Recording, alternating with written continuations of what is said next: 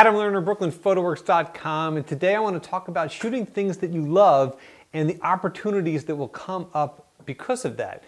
I love motorcycles. I love BMW motorcycles, and I have a lot of friends that are custom motorcycle builders. And my good friend Tim Harney, who's based out of Brooklyn, where I am as well, has been building bikes for years, and his bikes are really taking off. And recently, I had the opportunity to shoot one of his custom BMW bikes, and we made some really cool photos. But the nice thing about it is that not only did we make these photos for him, these photos got picked up by some very major motorcycle websites and Instagram feeds and blogs, etc. And I want to share that with you guys. So here's the thing, you know, if you can manage to photograph things that you love and they can get picked up, that's really super cool, because then your images get shared around the world, which I love. I love that. And I love being able to share these images, and I love that Tim is getting so much props around the world. So what I'm going to do is I'm going to quickly show you guys the write-up that they did and the photo set that they used, and then I'm going to take you guys into Lightroom and I'm going to talk a little bit about the photos that I shot and why I shot them, and how they potentially were the right kind of photos to be used on a website article. All right, so here we go. So we are at Bike Exif, which is one of my absolute favorite motorcycle blog websites. They feature all kinds of incredible stuff, motorcycles and gear and rides and stuff like that. And here is the article, Under the Radar, Tim Harney's Minimalist Cafe Racer. And the thing that's so cool about this is that, you know, there's a really nice article, but all these photographs were taken by me, yours truly. I'll leave you the link in the profile. And you guys can see that there's a lot of diversity in the photographs that we used here, or that I shot here, because I really wanted to not only emphasize the bike from different angles, but I also wanted to focus on some details. And as you can see, these guys were very generous, and they featured a ton of photographs here. I even got a shot with the builder. There's the nice little props that they got over there. And the cool thing is that they also allow for you to go to look at these images in a bigger size, which I think is really cool. So there you go. You can look at the images bigger, or you can go back and you can look at the article. So let's go into Lightroom here. And I want to share with you guys, these are the images that I decided to share with them. Now, you guys might be wondering, well, why did I leave so much space over here? Okay. The reason why I left so much space is because I knew that I was going to shoot these, and I knew that a lot of these were going to be used for social media.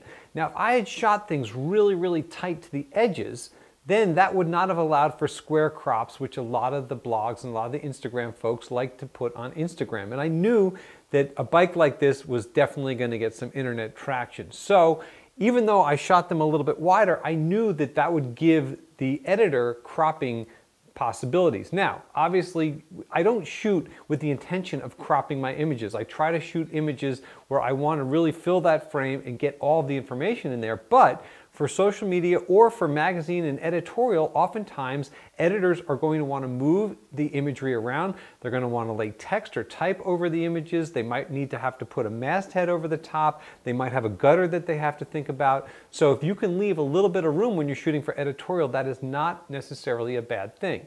All right, now, and if you go to Bike Exif's Instagram, you will see that they cropped it square, and there's plenty of room. It still fills the frame, but there's plenty of room with that crop.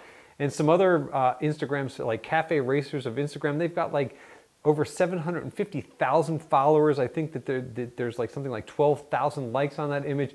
That to me is really cool. It gets my name out there, it gets Tim's bike out there, and that's why we shot it this way. So I'm just going to go through a couple of these images, and I should also mention that all of these images were shot with the Fuji X Pro 2. I can't say enough good things about it. In fact, I'm going to turn back to the camera and talk about the X Pro 2. The X Pro 2 is such an incredible evolution from the X Pro 1. It is such a pleasure to use. Being able to use that little joystick to change your focus points is fantastic.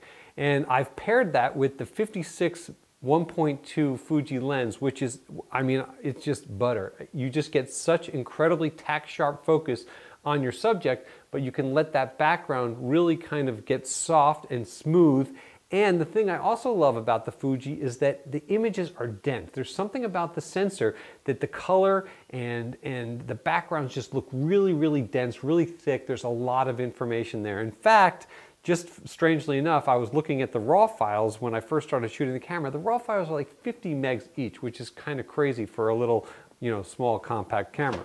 All right, so here we go. We've got the side view, and we picked this really cool spot.